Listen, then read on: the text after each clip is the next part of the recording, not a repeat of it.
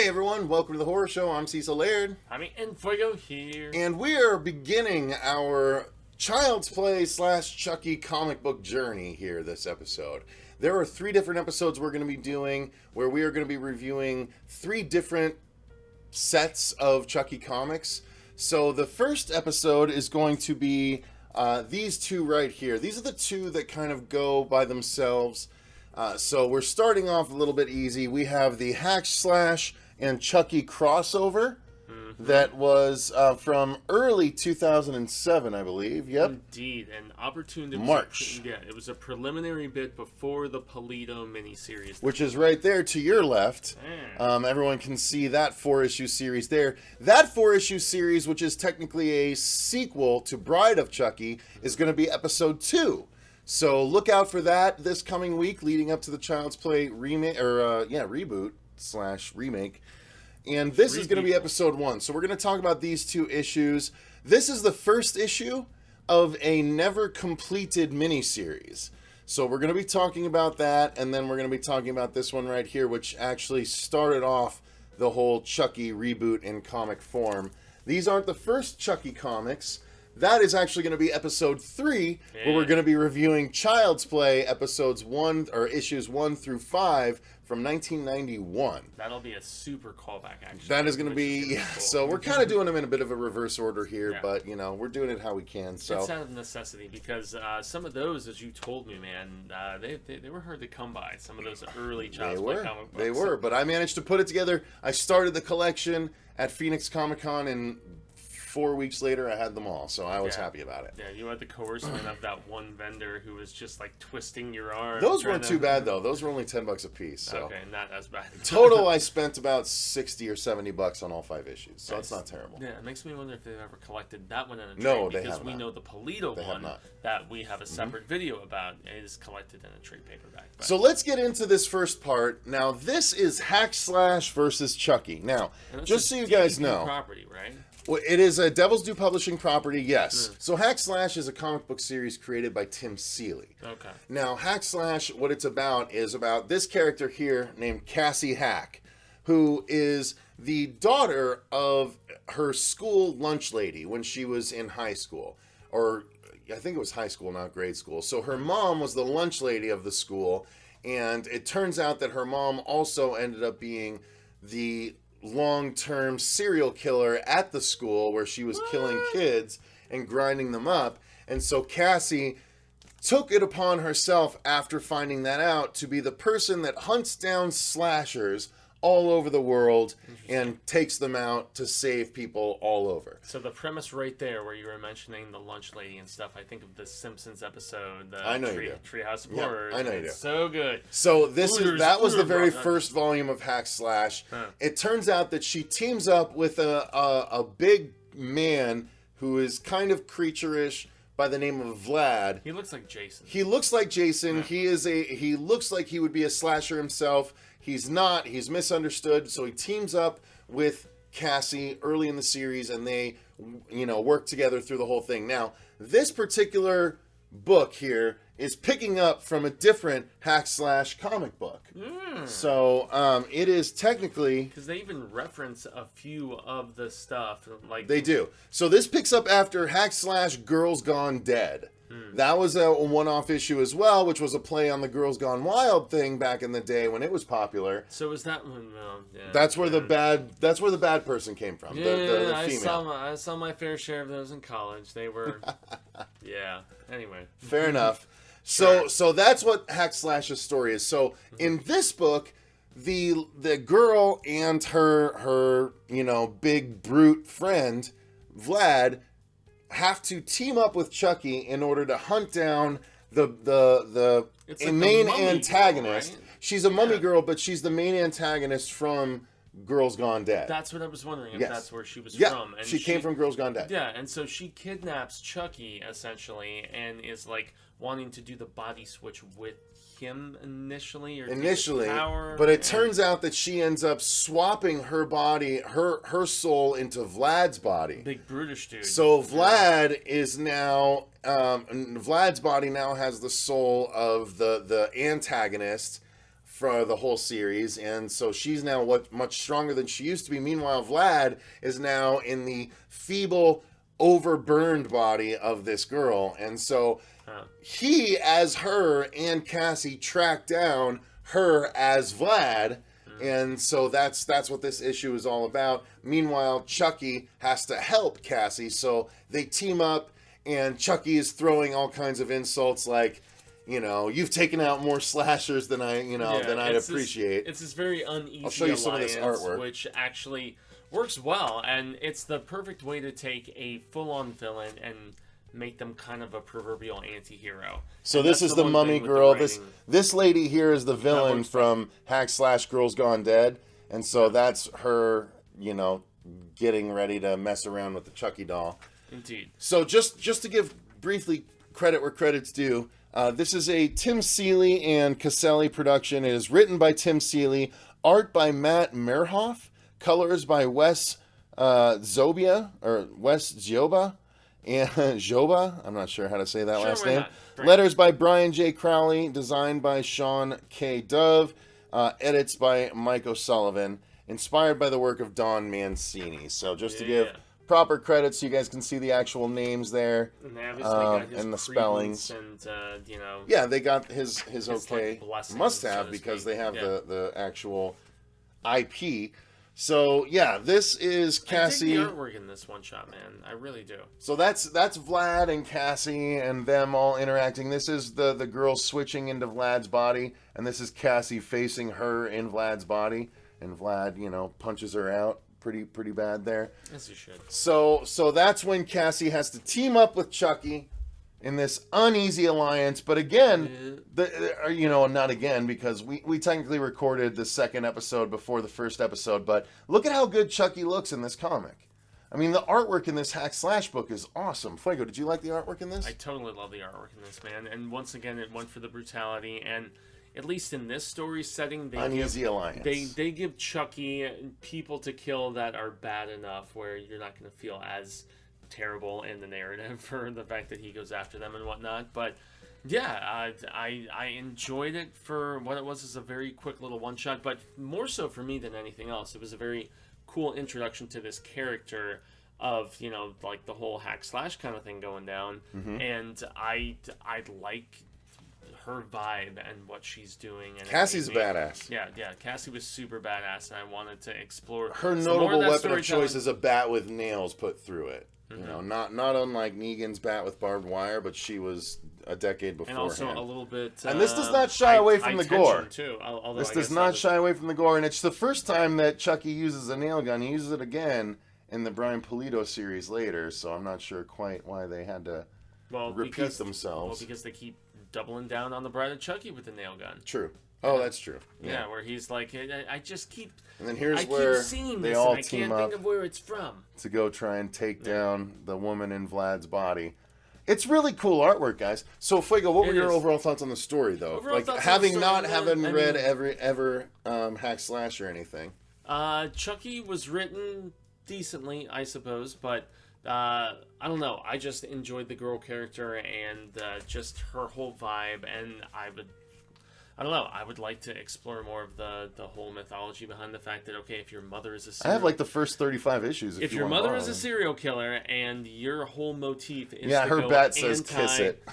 Anti-serial killer, and, carnage slasher or whatever, and go about So that's Vlad, just so you guys see. He was slightly sexual with her, which was funny, where he's making the occasional pass at her and whatnot. And, he kind of breathes which funny. I thought was funny, but yet in the same rate, he's like, once this is done, I'm going to kill you, and she's saying the same thing back and forth to him. They don't shy away from the gore in this book. I thought the writing was as it should have been. It's a very it's a very shaky alliance for a greater good, dare I say, to tackle a bigger baddie, which is how, all too often they take villains and make them anti-heroes and comic book writing. So yeah, it made sense, and I dug it, and I especially love, without going super spoilers, because I know I mentioned it to you, is the fact that something happens with Chucky and her at the very, very end, and then there's something with crocodiles, and they're like, who could have done something like this to this sort of animal? And it's a really cool beat. So,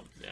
So overall, are you glad you read it? I mean, was it a fun read? Yeah, I mean, hey man, I can read a 48 It's a good entry into the Chucky lore. And I can read a 48-page comic book in, less than an hour. So, I mean, especially if I'm like, if it's bad writing and not the best artwork, maybe you'll speed through it a little bit quicker, but the art was really good in this. And so for that reason, I was enamored with the gore, and I was captivated, and it was fun. This was kind of, I mean, since this came before the Polito Chucky series a month before, it was like an interesting little just precursor crossover of sorts. Leading into that, Yeah, where they're like, hey, Chucky is entering this comic universe, and even if he's not going to cross over with any other characters in this particular series, but yeah, just show that he's kind of still there. So let's get to this one. Now, this Very one different. is February 2009. Yeah. Now, this one... A couple years later. 2 years later, exactly. Well, about a year and a half after that one finished. So that one right there that Fuego is standing next to was a 4-issue series that was initially a 5-issue series, so they collapsed the last 2 issues into one, so the last issue is 48 pages, but that was in mid-2007. This one is early 2008, probably actually street date. 2009, sorry, yes, thank you. So it was about a year later. Time, and but now this was a #1, let me show you the cover here. This was a #1 issue, the Chucky Tea Party. Yeah, look at that, dude. It's pretty dope. So this was the first of, I think, a planned 5-issue series. It might have been 4, maybe 5. This is the only issue that ever came out. So. No. This is the only issue that ever came out. Now, to give, again, proper credit where credit's due, this one was written by Jason Burns, art by Jason Rhodes, colors by Nick DeShanes, and letters by Cranky, and production by Sam Wells with thanks to Cody DeMattis. So let me go ahead and show the credits page there.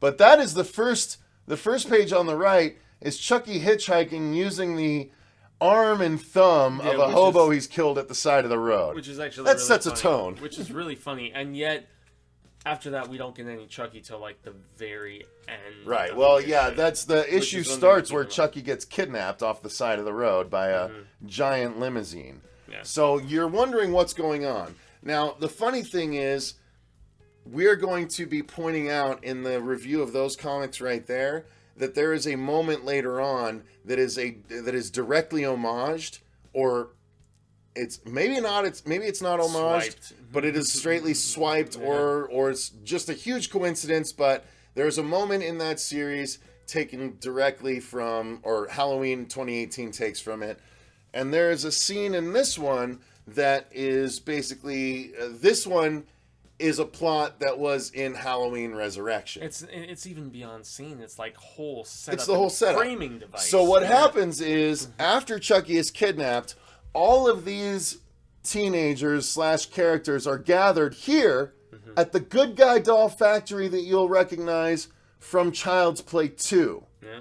So they're all gathered here in order to film a reality show. And there's an interesting assortment. There's like just like Halloween Resurrection. Yeah, and there's aspiring actress, there's emo like punk singer. And they're all teamed up. Yeah. They're all teamed up. Here's the funny thing. Escape the place. Here's the funny thing. We're diving into the story already, but just real quick, let's give our overall thoughts on this, because I was expecting to not like this, but I absolutely want this series to be finished. I wanted more. I was on board. I was like, yes, I don't care how bad Halloween Resurrection was.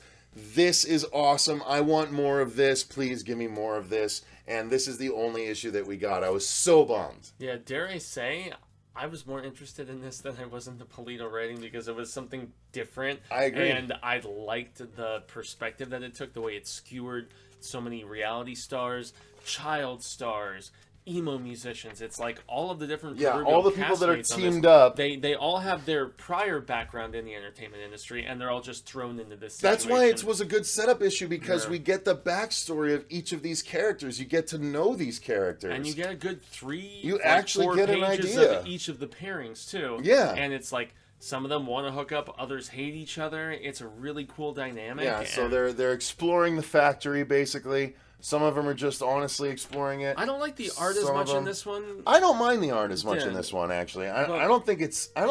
Yes, it's not as good. It's not as good as it's not as good, but it's there's no background work. I mean, they try. I'm sure they're trying to say it's because it was so dark and stuff like that they didn't need to show a bunch of the backgrounds. But you know, less background detail is less detail overall. Well, actually, so the whole thing is them sort of exploring everything, and then you see Chucky sort of start to take into start to enter the fray here.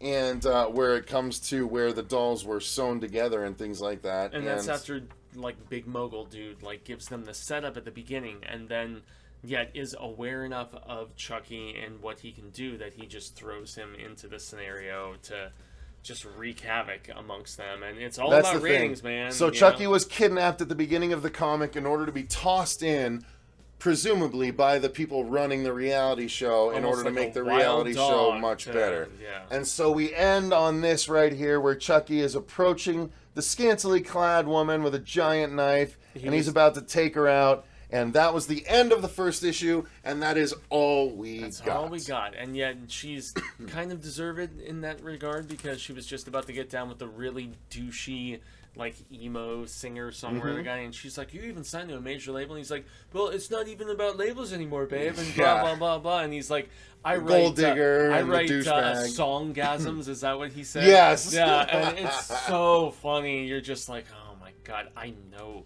they were totally. It was like totally this. an I early, know musicians like this. It was totally a first decade of the 2000s idea, but I would have loved to have seen it completed. I really kind of enjoyed the setup. I'm bummed that we didn't get more of it. I really am. I just love Chucky in all of its forms. And something completely different scenario-wise to throw him into. So it could have been really cool, and maybe a little more original than what we got with the previous Chucky series. So, I'd say maybe at the end of the day, between this and Hack and Slash not knowing anything about Cassie and her character, I enjoyed these two one-shots more than I did the Polito series. I kind of might have to. I know, you know what? An argument could be made.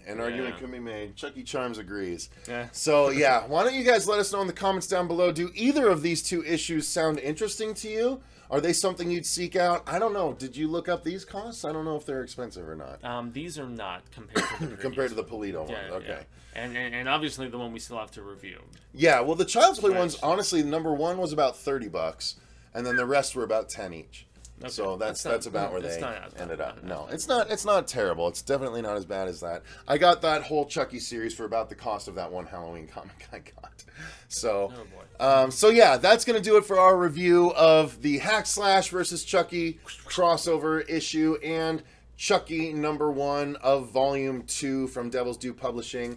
Never completed. So why don't you guys let us know in the comments down below. Are you interested in either of these issues? Have you read them? Would you want to read them? What are your thoughts on them? Let us know in the comments down below. If you enjoyed the video, click that like button and subscribe if you want to see more like this. Again, we've got 2 more Chucky comic reviews. We've been referencing those Polito comics this entire review because we've already recorded that review. That one's ready to go. So all within about 10 days, you guys are going to get a bunch of Chucky stuff coming out of us. I hope you enjoy it. You can even shake a crazy, like butcher knife at, I don't know, whatever his proverbial... Voodoo knife? The voodoo knife from part 1? I suppose so. Yeah. Okay. I mean, but I was wondering where you were going to go. I was just going to sit back and let you... Well, and that's what I was trying to think of, like what is his, go-to weapon of killing, and I don't know if... Well, he's the Lakeshore Strangler. Yeah. So you'd think he'd want to... He finally does in the second movie. Well, even in the comic books, he mentions countless times about the fact that even though he likes using all these other implements of death, there's nothing quite like strangling, and so I guess that based on that, it tracks. That's his go-to. So thank you guys very much for watching. Until next time, I've been Cecil Laird. Gracias up and Jaime Fuego. And remember, stay scared.